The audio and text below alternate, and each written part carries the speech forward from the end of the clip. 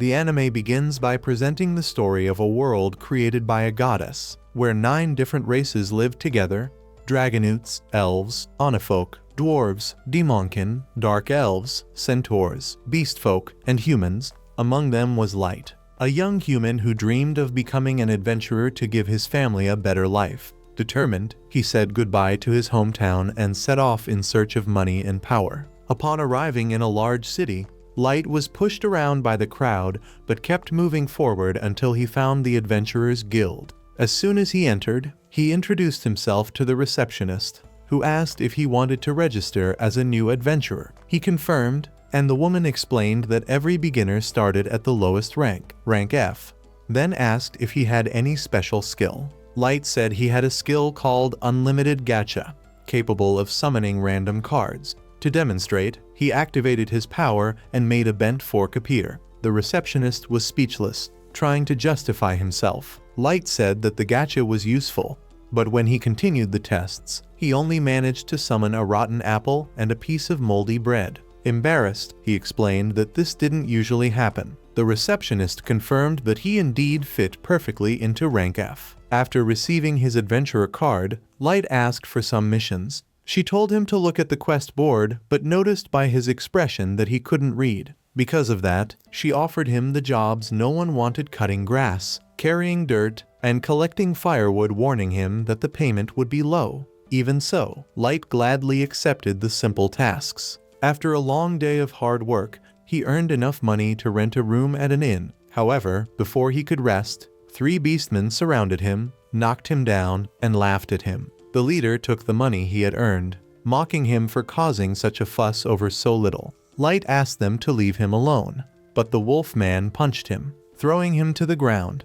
Laughing, the group walked away, leaving him hurt and humiliated while the crowd ignored him. Among everyone there, only one elf approached to help him. Gently, she hugged him to calm him down, ignoring the stares and laughter around them. Surprised by her attitude, Light allowed her to help. The elf introduced herself as Sasha, a member of the Concord of Tribes, a group of adventurers formed by representatives of the 9 races. By her side were Garu, a beastman, and other companions: Drago, Diablo, Oboro, Nano, Sion, and Santor. Sasha explained that they only needed 1 human to complete the group, and Garu said their goal was to create unity among all races, fighting against prejudice and building a fairer world. Light was moved by the idea that they needed him and accepted the invitation with enthusiasm. Shortly after, the group began exploring a dungeon called Abyss. During their journey, giant snakes appeared and attacked Light. Drago quickly protected him,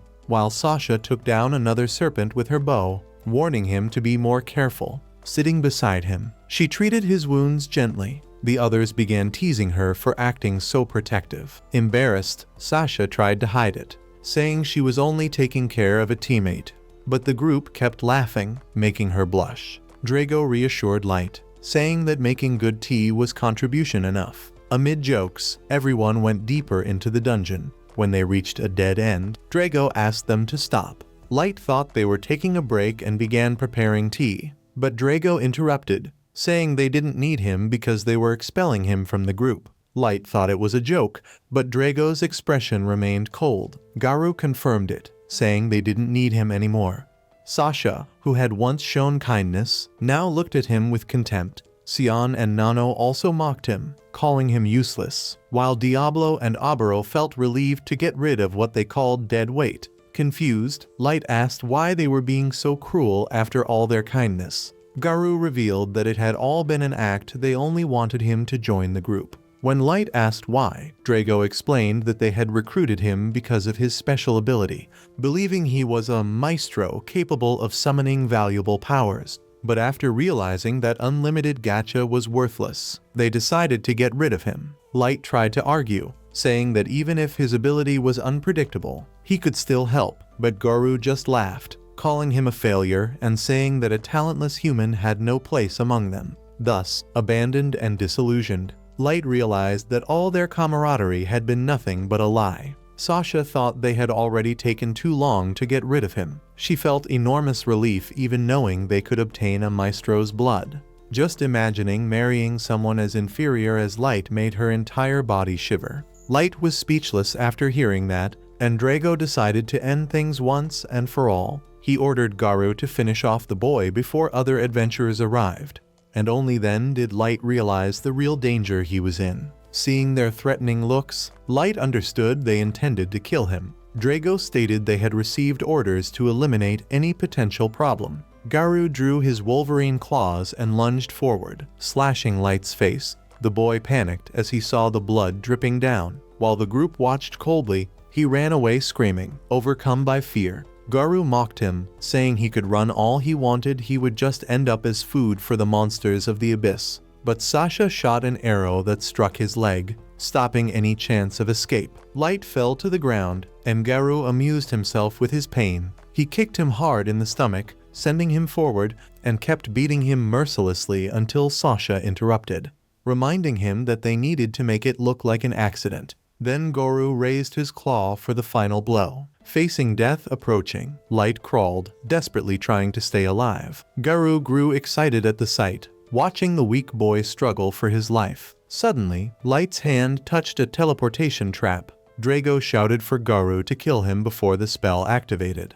But the trap surrounded him in Light and transported him to safety before they could reach him. Light opened his eyes in another part of the dungeon, still gravely wounded. He believed he would be devoured by a monster at any moment. That moment of despair made him think of his family, and tears rolled down his face. He remembered the initial kindness of the Concord of Tribes group and couldn't understand how they had become so cruel. Anger replaced the sadness. He didn't even know what this maestro they mentioned was, nor from whom they had received the order to kill him. The confusion turned into fury, and Light swore revenge. Determined, he stood up, but then heard a sound behind him. When he turned, he saw a level 1000 monster staring at him. Light wondered what such a powerful creature was doing there and realized the trap had teleported him to the deepest level of the abyss. The monster approached, and he started thinking of a way to escape. Desperate, he activated his unlimited gacha ability,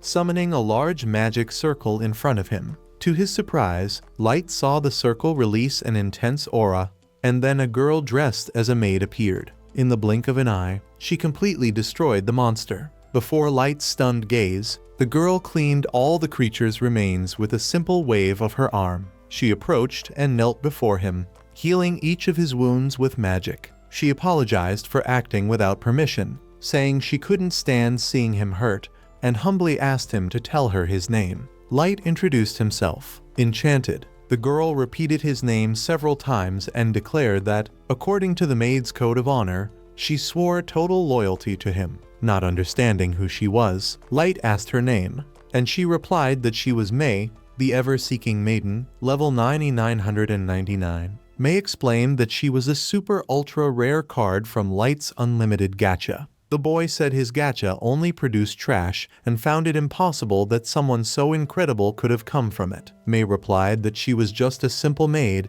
and asked him to call her only May. Seeing her sad expression, Light agreed. She smiled and thanked him. Soon after, she asked to examine his gacha ability, and Light was surprised to learn that she possessed the appraisal skill. May explained that this was only one of her many abilities and asked permission to analyze his energy. When Light accepted, her eyes shone as she examined his magical flow, revealing several hidden layers of protection. May was impressed by the ability's power. She said the gacha seemed useless because Light had been using it in places without mana, in the abyss. However, the massive concentration of magical energy fueled the gacha, increasing his chances of obtaining rare cards. She explained the levels of the unlimited gacha, from the highest extra rare and super ultra rare to the lowest, normal and error. Light still didn't fully understand, so May told him that on the surface, he would never get good summons because of the lack of mana. She praised him for discovering the gacha's potential and daring to enter the abyss to try to draw a rare card, but pointed out that it was extremely dangerous to do so alone. Light said he hadn't come alone, he had descended with a group, but they betrayed and tortured him. Remembering what he had suffered, Light began to cry, revealing everything to May. He said he only wanted to live honestly to help his family. May watched him carefully, feeling the weight of the pain he carried after so much cruelty and betrayal. At last, Light fell to his knees, declaring that he would never forgive those cruel people who had hurt him. Mai wrapped him in an embrace, trying to comfort him. In her arms, Light gradually calmed down and stopped crying. With a determined look, Mai said that she might never fully understand his pain, but she would use all her strength to make the Concord of Tribes pay for what they had done. Light looked at her, surprised, as Mai promised to place each of their heads before him without hesitation. He stopped her before she could go through with the idea. Mai knew Light had a kind heart but believed that group didn't deserve any mercy. Even so, Light replied that he had ended up in that situation because of his own weakness. He declared that he didn't intend to use her power for revenge, but to become stronger on his own and punish them all with his own hands. Light thought Mai would consider his words naive, but when he turned, he saw her kneeling before him, promising to support him in everything he did. After Mai said she completely trusted his abilities, Light gave a sincere smile. She answered with another smile before Light activated the gacha again, trying to summon another powerful card in the abyss. As she watched him, Mai saw determination growing in his eyes. Surrounded by dense energy, Light gathered all the mana of the abyss, and huge magic circles began to shine around him, marking the beginning of a new, power-filled summoning. The story moves forward 3 years later. In the depths of the abyss, Light had built his own kingdom, a place where everyone respected and admired him.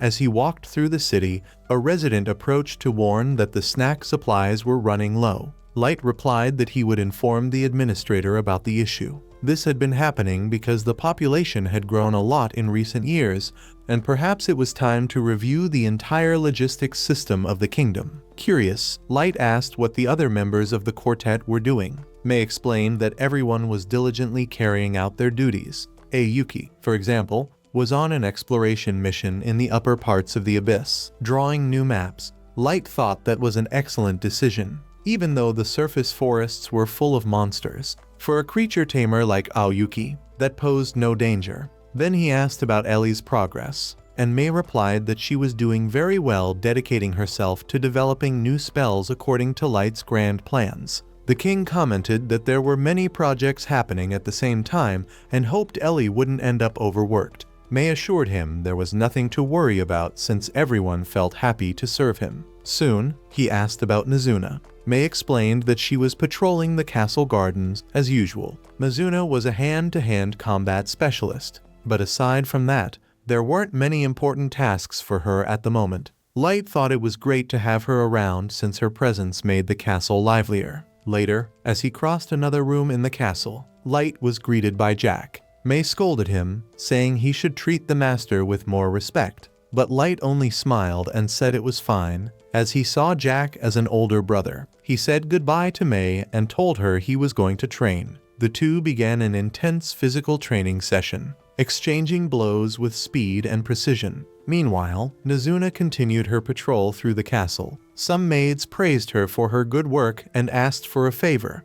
They wanted her to check a very important and secret place, one they weren't allowed to enter. Mizuna went to the indicated place and knocked on the door. To her surprise, Mei appeared. She asked what Mizuna was doing there, in Master Light's room. Mizuna replied that she was just doing her patrol. Mei tried to send her away, claiming the room was safe, but Mizuna insisted and asked why she was inside. Slightly embarrassed, Mei reminded her that she was the head maid and that it was her duty to make sure the master's room was always spotless. While speaking, Mizuna entered the room and commented that the bed looked like it had been used recently, as if someone had rolled around and kicked the blankets while smelling the pillows. Nervously, Mei made up an excuse. She said she was the one who did that, as it was part of her unique bed-making style. Mizuna got curious and asked her to explain better, but Mei refused, saying she couldn't reveal her professional secrets. Mizuna thought that was amazing, as if it were a special ability meant only for household tasks,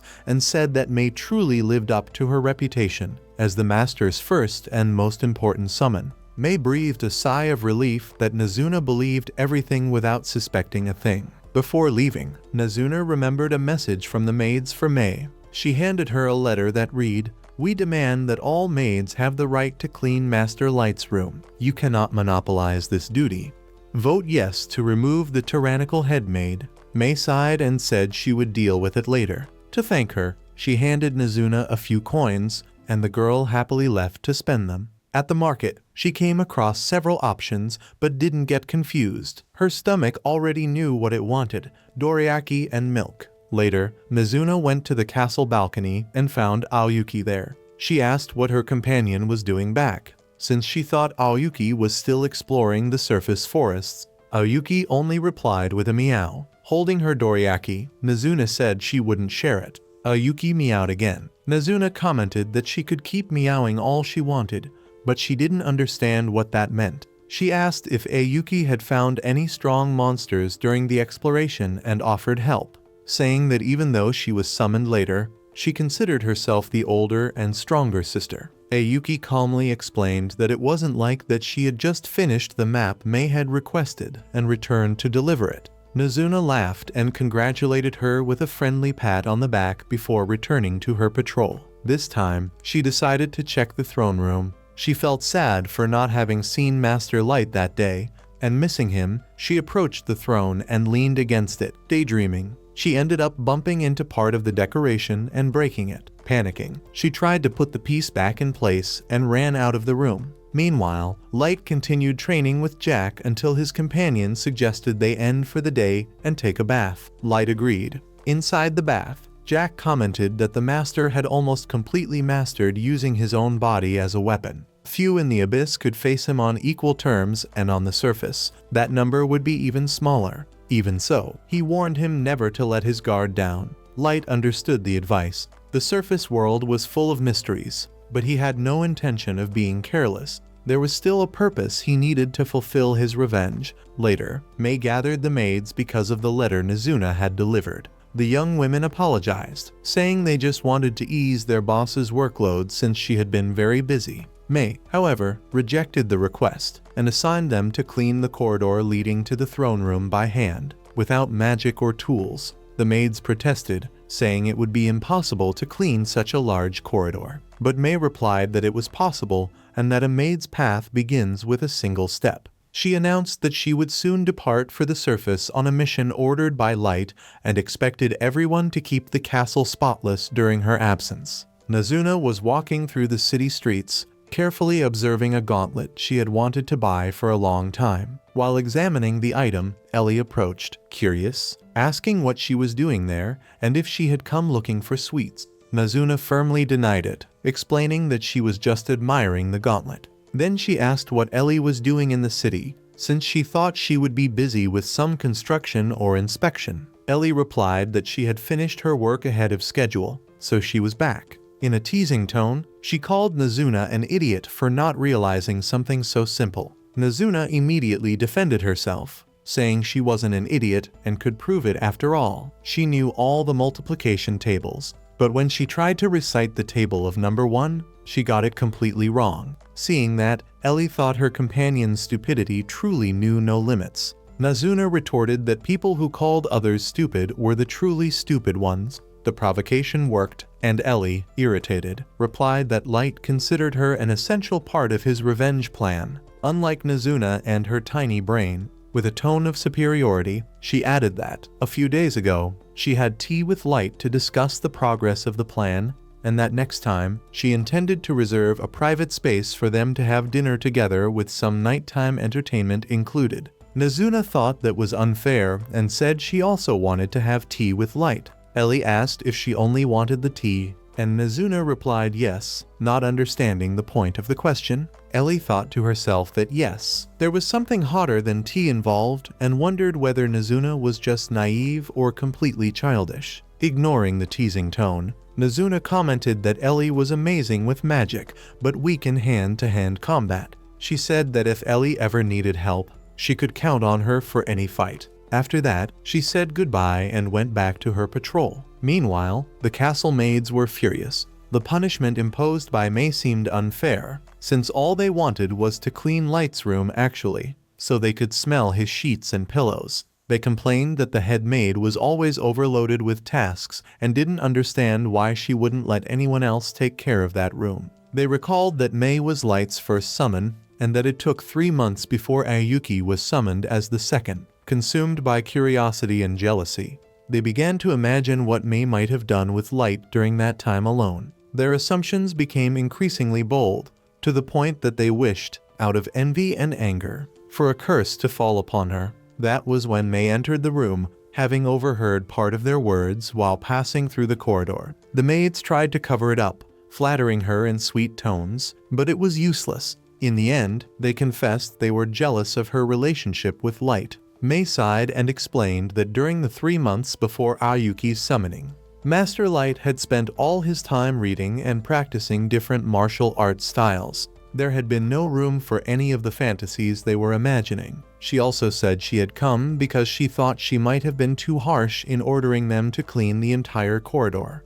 But upon seeing their behavior, she realized she was wrong. Then she ordered them to clean the throne room as well. The maids tried to beg for mercy, but May only replied that they could clean the room in the same free time they used to talk badly about her, exactly as they had been doing before being caught. With no way out, the maids immediately began cleaning the throne room. However, one of them accidentally bumped into the decoration Nazuna had broken earlier, knocking it over again. The noise made it seem like the poor girl was the one responsible for the damage. Meanwhile, Nazuna was already lying down, closing her eyes, wishing she could see Master Light the next day. The next morning, Light summoned Nazuna, Ellie, and Ayuki. When they met, he gently patted Ayuki, which sparked jealousy in the other two, but the meeting was interrupted by a hellhound that appeared before them. Just the creature's presence made Light tremble, a reflection of the traumas he still carried from the past. The 3 girls instantly changed posture,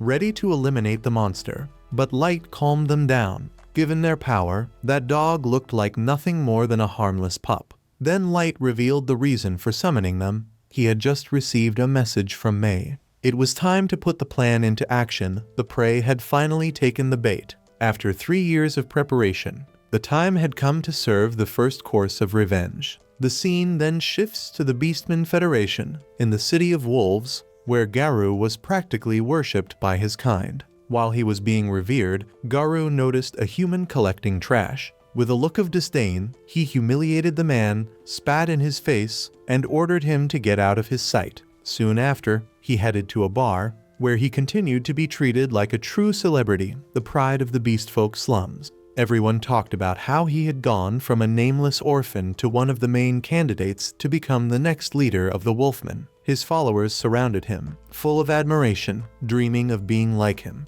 Garou, consumed by his own fame, said that such a life wasn't for just anyone. He told them that, to reach the top, one had to fully trust their instincts and always seize the best jobs. That was how, according to him, he had achieved everything he had. One of his subordinates asked if he was referring to jobs like the one from 3 years ago. Garou remembered the time they had formed a fake group called the Concord of Tribes, but avoided giving more details, considering it a secret that should remain buried. In his mind, he recalled that job as an excellent one. He had become famous and rich after eliminating a young human suspected of being a master. They had never found him again after he was teleported. But Garou was sure the boy couldn't have survived that dungeon with such mediocre skills. However, thinking about it made his expression grow serious. He wondered what exactly those so-called masters were, the ones nations were so desperately searching for. The very thought made his tail stand on end, and he realized it might be better not to get involved with something so mysterious. Determined to push those thoughts away, he ordered more drinks. At that moment, a woman appeared, apologizing for the interruption. It was May. She asked if he was Garou from the Concord of Tribes. The man confirmed with a nod. May introduced herself as a servant who had sworn absolute loyalty to Master Light. She explained that he possessed noble blood and that she had been searching for him for a long time. Only recently had she discovered that Light had joined the Concord of Tribes and explored the abyss. She then asked Garou to take her to the last place where Light had been seen. The Wolfman found it strange, questioning if she had any idea how dangerous that place was. May replied that it wouldn't be a request without a reward and opened a briefcase full of gold bars. Garou immediately sensed it looked like a trap, but judging her to be just a fragile human, he accepted the deal. Pretending to be cooperative, he said that if it was to help a former comrade, he would do his best. After a month of traveling, Mei was already showing signs of exhaustion. While she struggled to keep going, Garou plotted in silence. He planned to take her to the middle layer of the abyss to commit atrocities against her. When they arrived, he said that a monster had attacked Light at that very spot. He told her that the boy, wounded, fell and was sucked into a teleportation trap. Mei knelt and began to pray for her master. Behind her, Garou and his henchmen had already blocked the only escape route, leaving her no way out. Suddenly, Mei's expression completely changed. She muttered that it was truly pitiful, betrayed by comrades and left to die in a cold, damp place. She said that if she had been by his side from the beginning, she never would have allowed that to happen. Garou took a step back, startled. Only members of the Concord of Tribes and high-ranking national leaders knew what had happened during that mission. Terrified, he shouted, asking who she worked for. Mei replied coldly that the only person she owed loyalty to was her lord, Light. With hatred in her eyes, she declared that she would make him see the color of his own entrails. A powerful aura began to emanate from her body, so intense that it made Garou tremble. He understood instantly that woman intended to kill him. But before the attack began, a voice echoed through the place. Light appeared, saying that was enough. He stated that Garou was his prey. The wolfman was left speechless upon seeing that Light was still alive. The boy, with a calm and almost taunting expression, said he had returned to take revenge after 3 years. Garou began to laugh, mocking the audacity. He wondered how a mere level 15 human dared to challenge him, a werewolf above level 150. He had no idea how Light had survived, but was grateful for the opportunity to kill him personally. He assured that by taking his body, he would become the greatest among all beastmen. Light replied that Garou surely had many questions, but Garou only boasted, saying that Light and his maid couldn't do anything. Even his subordinates, he claimed, were above level 130. Garou also mocked Light, saying he had a terrible ability and deducing that he must have survived only because the human girl had saved him. Then he gave the order to attack. However, before his henchmen could get close to Light, Mei eliminated them instantly. Light thanked his maid and asked her to block the exit. The remaining subordinates were terrified, saying that all they saw were heads being torn off. Garou, consumed by fear, tried to calm them down, saying that it had only been a surprise attack and that they couldn't lose to an inferior race. Seeing that scene, Light commented that Garou was still the same as ever, trapped in the idea that humans were inferior. He wanted to know if Garou had never considered the possibility that, in truth, the weak ones were them. Garou began to mock humans and ordered Light to look at his level. The boy then explained that each race had its own growth limit, and that this was the main reason for discrimination and contempt toward humans. Garou arrogantly replied that his species had simply been born superior. Light, keeping calm, questioned how he would then explain the 2 heads on the ground. Garou concluded that they must have used some magic item for that and, filled with rage, charged forward with his henchmen. Without moving, Light blocked all the attacks with ease. He slowly approached and, in a cold and provoking tone, asked if that was all he had to offer. Feeling insulted, Garou stood up furiously, pulled out a magic item, and activated it, summoning a legendary beast, the terrifying Fenrir, a mythological creature of level 500. Light sighed, visibly disappointed, saying he had expected something more impressive. He commented that Garou had made all that spectacle just to summon a weak little dog. Garou mocked him, saying that fear must have driven Light insane, and ordered him to beg and crawl for his life, just like he had done 3 years ago. But Light stared him down and declared that he had no intention of taking even a single step back. Enraged for being treated with disdain once again, Garou ordered Fenrir to attack. For a moment, he believed Light had died, but his smile faded when he realized the boy was intact, without even a scratch. Light asked if he didn't feel ashamed. Garou, still in disbelief, couldn't accept that a human had withstood the blow of a level 500 creature. Then Light said it would be his turn to attack. He lamented that Garou dared to call that mutt Fenrir and decided to show him the real one. He used an extremely rare level 9000 magic card and summoned the primordial god of wolves, the true Fenrir. With a single command, the real Fenrir blew a freezing wind and completely destroyed Garou's creature. The werewolf panicked. His ears flattened as he saw a magical beast of such absurd power eliminate his in an instant.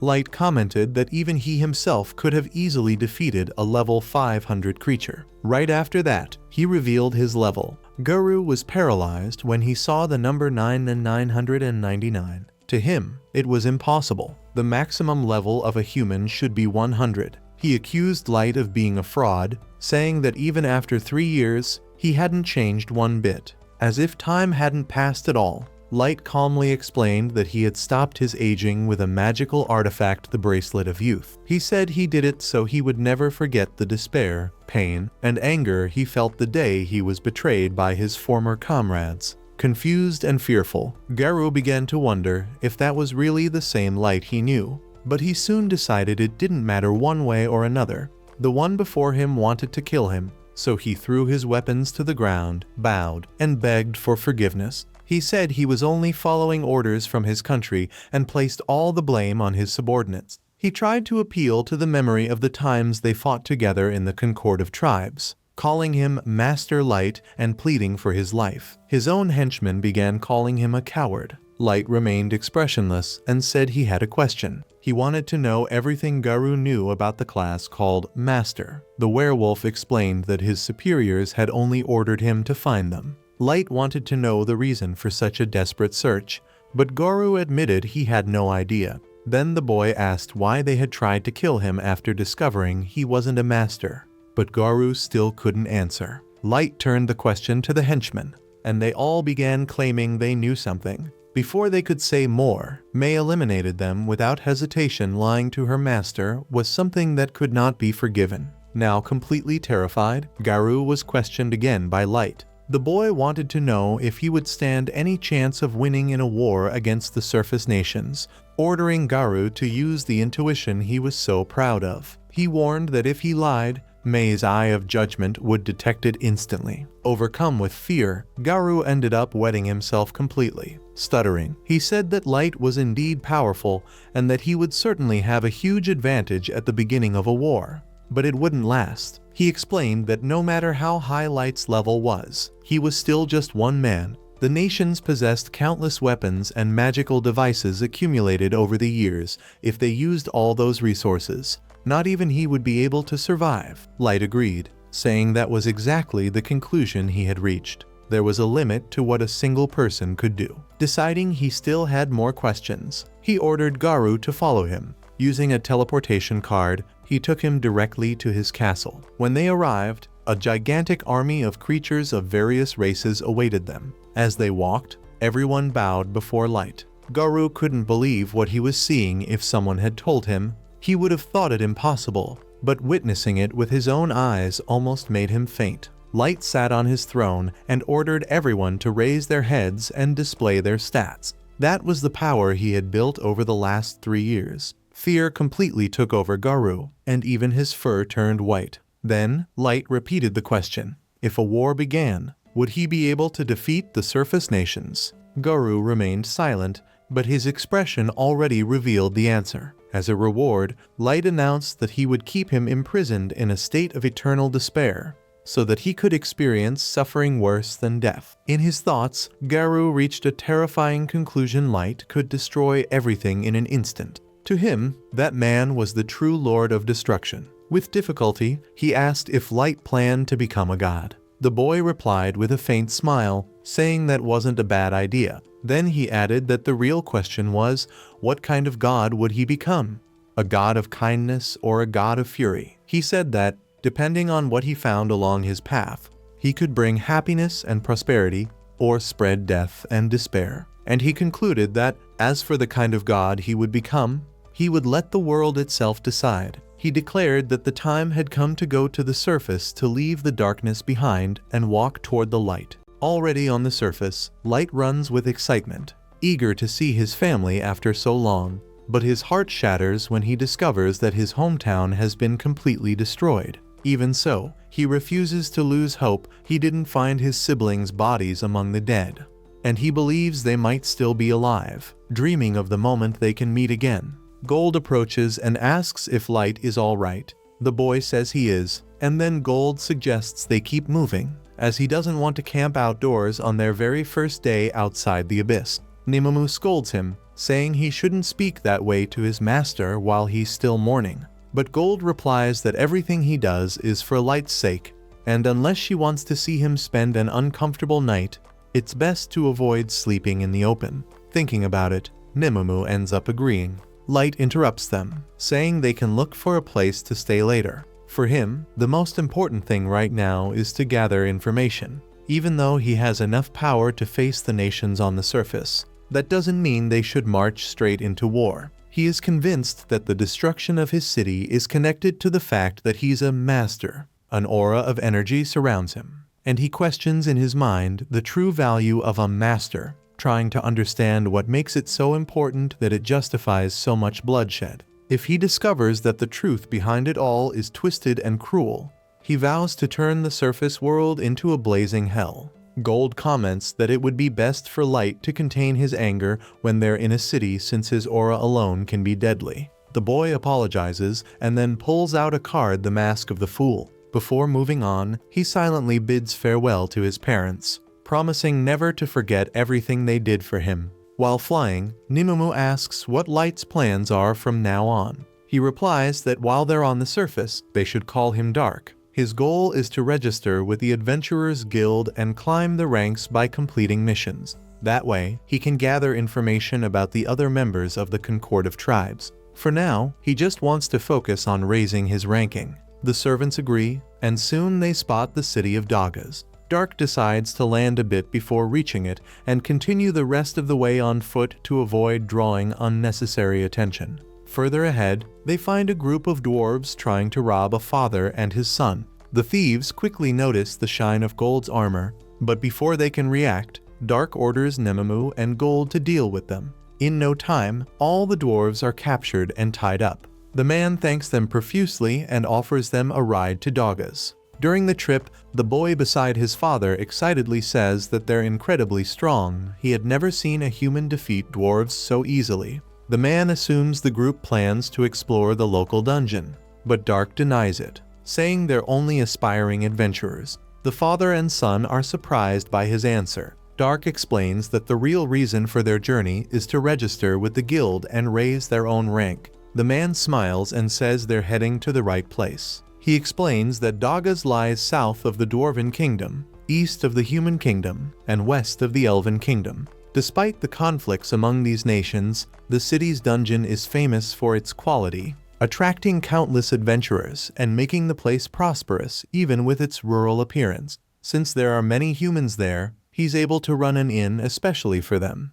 When they arrive at the city gates, the group steps off the cart to continue on foot. The man introduces himself as Colonel and bids them farewell, wishing them good luck. Nimemu and Gold are amazed to see what a surface city looks like. When they arrive at the guild, Dark notices the large number of humans trying to become adventurers. However, he quickly realizes that even there, they continue to face discrimination from the other races. After completing the registration, Nimemu refuses to accept that Dark received an F-rank classification. She insists that he should be ranked far above his rank. The receptionist tries to explain that all adventurers must start from the bottom, but Nimemu insists. Then, Dark removes his hood, apologizes on behalf of his companion, and calmly accepts the F rank. Outside, Nimemu cries, asking for forgiveness for embarrassing him. After that, they head to Colonel's Inn. The man is happy to welcome them and tells them not to hesitate to ask if they need anything.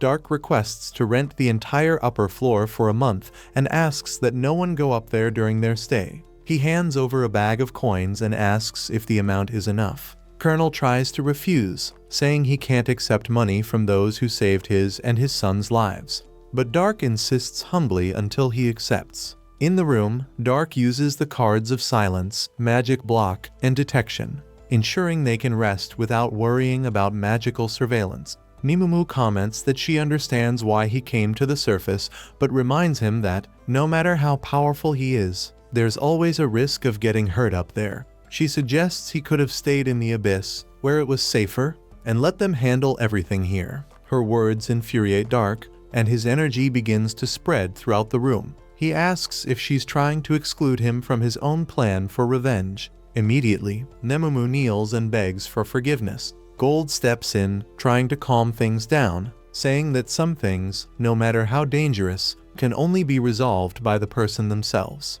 Dark composes himself and apologizes, realizing that Nememu only meant to protect him. Even so, she remains distressed and asks to renew her vow of loyalty. He allows it, and she kneels before him, kissing his foot and once again swearing eternal fidelity. The next morning, the group heads straight to the dungeon. When they arrive, they're surprised by the size of the line. Observing the movement, Gold comments that there aren't any elves around. Dark explains that it's because the Elven Kingdom is at war with the dwarves, disputing the rights over that dungeon. Soon after, 3 people cut ahead in line. A group of human boys notice it, but are too afraid to complain, thinking the intruders are from the Dragonute race. Seeing the scene, Dark decides to intervene, saying that it's disrespectful to cut the line. One of the men gets angry and prepares to attack, but his companion stops him, saying he shouldn't reveal his sword there. With no choice, they return to the end of the line. Everyone was excited about what Dark had done. The group of boys thanked him for stepping in. They wanted to react, but were afraid of causing trouble. Dark replied that it was nothing, that he just did what he thought was right. He said that, in the end, stopping someone from cutting the line was a matter of common sense, since it affected everyone waiting.